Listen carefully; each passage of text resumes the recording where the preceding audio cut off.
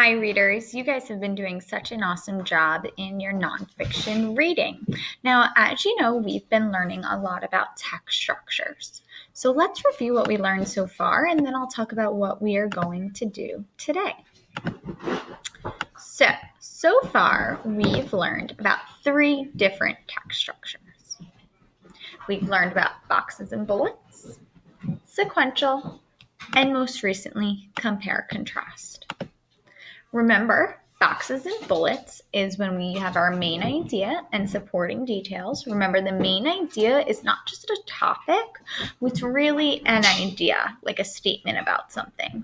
And then we have our details. And then we have sequential, which I like to think of steps or the order of something.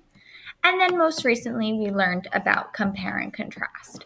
And when we compare and contrast, we talk about the similarities and differences between topics.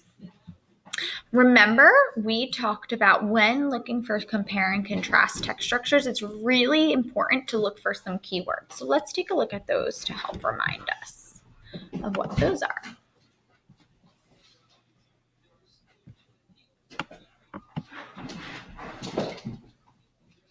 So remember, when looking for compare and contrast text structure, we want to look for words such as, there we go. We want to look for words if we're comparing words like both, alike, similar, to, the same. If we're contrasting, we look for words such as different, unlike, although, on the other hand, in contrast. All right, so let's practice that one more time together, and then you guys are going to practice it today. So right now, we're going to read about owls and hawks. Now, already in my mind, I'm thinking, oh, this is probably a compare-contrast text structure because it's comparing 2 different topics or 2 different animals in this case. And as I'm reading, we want to really look for those key words that I mentioned to tell us, are they comparing and talking about how these animals are similar, or are we contrasting and talking about how they are different?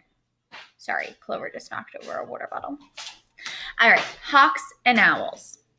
Owls and hawks are both birds of prey. Wow, I see the word both, so it's already signaling to me they're talking about something similar. And look, I already have my Venn diagram set up about owls and hawks, and in the middle, I'm going to talk about both. I'm actually going to take notes as I go along. So I'm going to note that they're both birds of prey.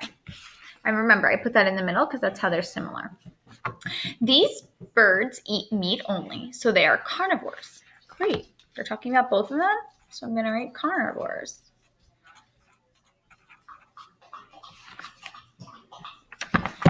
Owls and hawks have sharp, hooked beak. They both have sharp claws called talons. Wow. So they have sharp beaks and talons. So right now I can tell they're comparing because they're talking about what is similar. Owls have special feathers which allow them to fly silently. They sneak up on their prey and usually eat them whole. Most owls like to eat rodents the best. If an owl is hungry, though, it will eat whatever it can find, from insects to rabbits, birds, or squirrels. Okay, so it seems like they're talking about how owls have special feathers. So I'm just going to note that under my owl section because that is unique to them. Hawks are fast flyers and skilled hunters. They like small prey, like lizards, mice, rabbits, birds, and squirrels, but also eat much larger animals like raccoons. That's something different because, and I know that because they had the word but. That's telling me that's different, where owls mostly only eat small prey, hawks will eat large prey. I'm going to note that under my hawk section. One big difference. Key word that they are now talking about differences and are contrasting them between the 2 birds is when they are awake. Owls hunt mostly at night, so they are nocturnal. Okay, so owls are nocturnal. Hawks are asleep at night and hunt during the day. They are That's like us. We're awake during the day and sleep at night. Most owls like to nest in hidden places. They may sleep in a hole or a tree, a burrow in the ground, in a box made just for them, or in a barn. Hawks sleep in the open, but build large nests high up in trees for protection. Oh, okay. So owls are in hidden places, where hawks are out in the open. Again, noting that. Owls and hawks have eyes which are different. Again, key word that they are talking about differences or contrasting here. An owl's eyes are on the front of its face. So I'm just going to note that. Eyes in front. Owls must turn their necks to see the side. A hawk's eyes are on the side. That's different. A hawk's eyes are on the side of its head like most birds. This means that hawks are able to see the front and to the sides easily. Okay, so readers, do you see how throughout my article I looked for key signal words that told me this was a compare-contrast text structure? And because it was a compare-contrast text structure, I was able to take my notes in a compare-contrast format.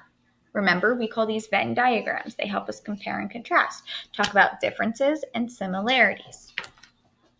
What you're going to do today is the same thing that I just did, except you're going to read about giants of the sea. You're going to be reading about giant sea stars and giant clams and comparing and contrasting them.